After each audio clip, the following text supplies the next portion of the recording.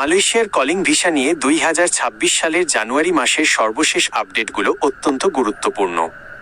দেশটির স্বরাষ্ট্র মন্ত্রণালয় KDN নতুন বছরের শুরুতেই কর্মী নিয়োগের প্রক্রিয়ায় কিছু বড় পরিবর্তন এবং সুনির্দিষ্ট সময়সীমা ঘোষণা করেছে।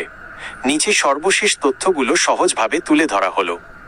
কোটা আবেদনের বিশেষ সুযোগ 19 জানুয়ারি 31 মার্চ 2026। মালয়েশিয়া সরকার 2026 সালের 19 জানুয়ারি থেকে 31 মার্চ পর্যন্ত একটি বিশেষ কোটা আবেদন উইন্ডো খুলেছে। কারা আবেদন করতে পারবেন? যারা 2025 সালের কোটা পাননি বা অতিরিক্ত কর্মী প্রয়োজন, সেই সব নিয়োগকর্তারা এই সময়ের মধ্যে আবেদন করতে পারবেন। সরাসরি আবেদন নিয়োগকর্তাদের কোনো এজেন্ট বা তৃতীয় পক্ষ ছাড়াই সরাসরি মালয়েশিয়ার ওয়ান স্টপ সেন্টার OSC এর মাধ্যমে আবেদন করতে হবে। 2.5টি নির্দিষ্ট খাতে অগ্রাধিকার। এই বিশেষ সময়ের মধ্যে মূলত 5টি প্রধান খাতে কর্মী নিয়োগের কোটা দেওয়া হচ্ছে। 1. নির্মাণ কনস্ট্রাকশন, 2. উৎপাদন ম্যানুফ্যাকচারিং, 3. সেবা সার্ভিস, 4. কৃষি এগ্রিকালচার, 5. খনি ও কোয়ারি মাইনিং এবং কোয়ারিং। 3. নতুন বেতন ও পাস নীতিমালা 1 জুন 2026 থেকে কার্যকর। সরকার বিদেশি কর্মীদের পাশের এমপ্লয়মেন্ট পাস ক্ষেত্রে নতুন নীতিমালা চূড়ান্ত করেছে, যা 2026 সালের 1 জুন থেকে কার্যকর হবে। বেতন বৃদ্ধি, দক্ষ বা এক্সপ্যাট্রিয়েট কর্মীদের জন্য ক্যাটাগরি অনুযায়ী বেতন সীমা পুনর্নির্ধারণ করা হয়েছে।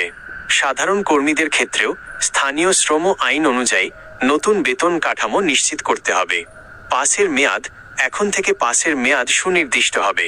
ক্যাটাগরি অনুযায়ী 5 থেকে 10 বছর, যা আগে অনির্দিষ্টকাল বাড়ানো যেত। এটি মূলত স্থানীয় কর্মীদের কর্মসংস্থান বাড়ানোর জন্য করা হয়েছে। 4. বাংলাদেশ থেকে কর্মী নিয়োগের সংখ্যা। মালয়েশিয়ার বাংলাদেশ হাই কমিশন এবং প্রবাসী কল্যাণ মন্ত্রণালয়ের তথ্য অনুযায়ী আগামী 1 বছরে বাংলাদেশ থেকে আনুমানিক 30,000 থেকে 40,000 নতুন কর্মী নেওয়ার সম্ভাবনা রয়েছে। তবে যারা ইতোমধ্যে আবেদন করে ঝুলে আছেন, তাদের জন্য এই বিশেষ কোটা উইন্ডোটি একটি বড় সুযোগ।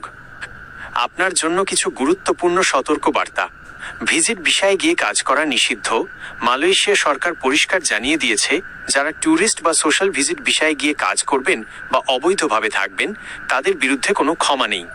ধরা পড়লে কঠোর সাজা ও দেশে ফেরত পাঠানো হচ্ছে। এজেন্ট থেকে সাবধান।